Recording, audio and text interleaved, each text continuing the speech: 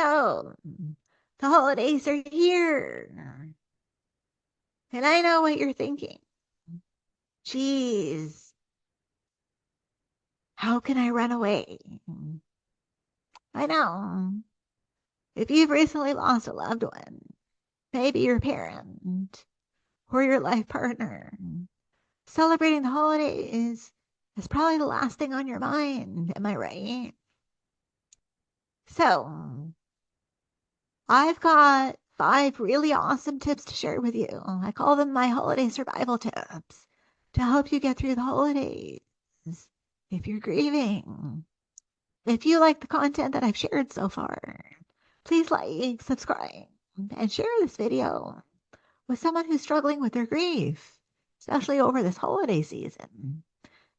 Because not only will they be feeling overwhelmed, they could be feeling depressed.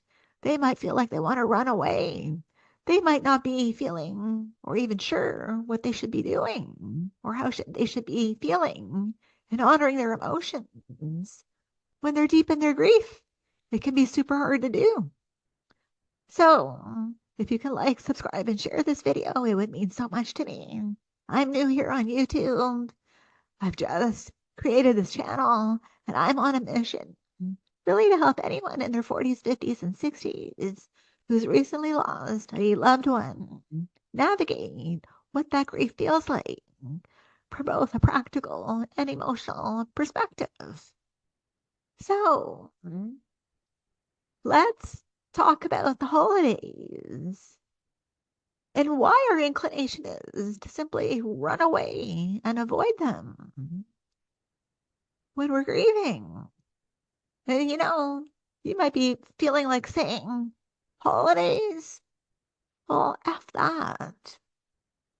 Yeah, I'm not going to say it, but you know the word. If I say it, I don't think YouTube will like me too much. But I've said it. I've actually lost quite a few family members over the past 4 years.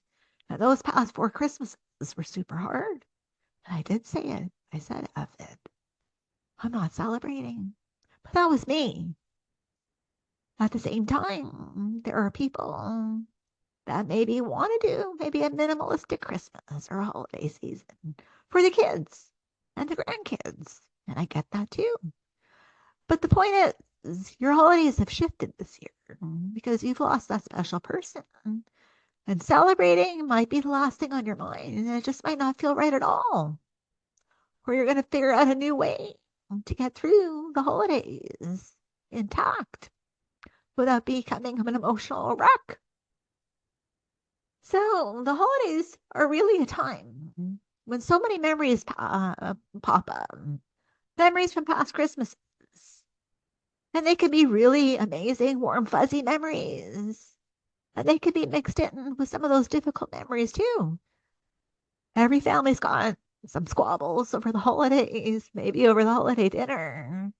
Every family's got them. But you also have those warm and fuzzy memories. So you got this whole mixed bag of emotions that you're dealing with. And the other thing that's happening at this time of the year is that even though you've lost your loved one, those expectations of you to attend those annual events are still there. Family gatherings, company Christmas parties, church gatherings, neighborhood parties, cookie swaps, recitals, all those annual events are still there.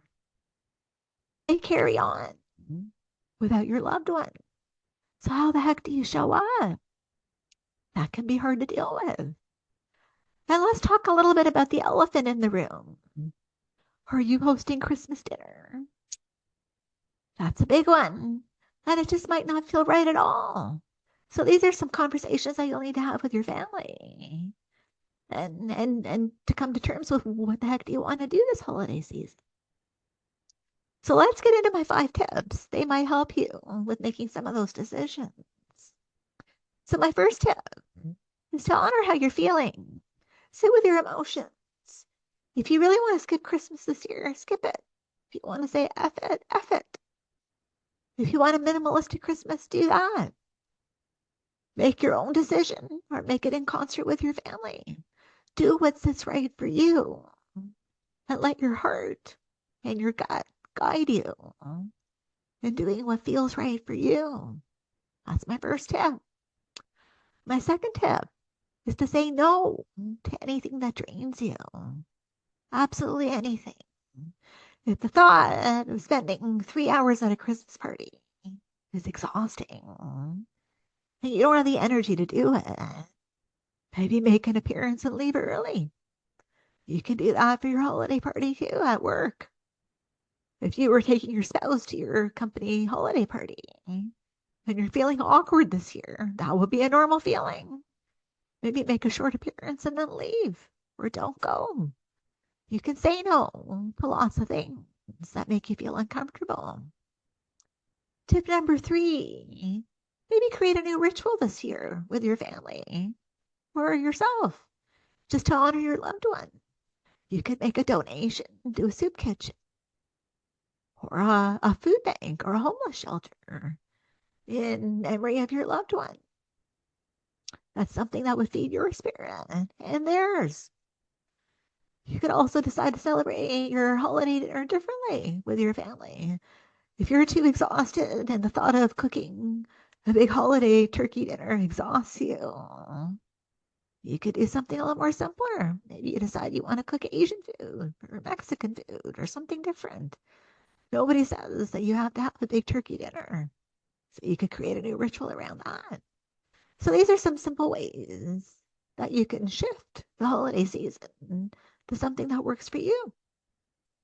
My fourth tip is to be mindful of overstimulation at this time of the year. We can be overstimulated very easily by music, holiday movies that are everywhere.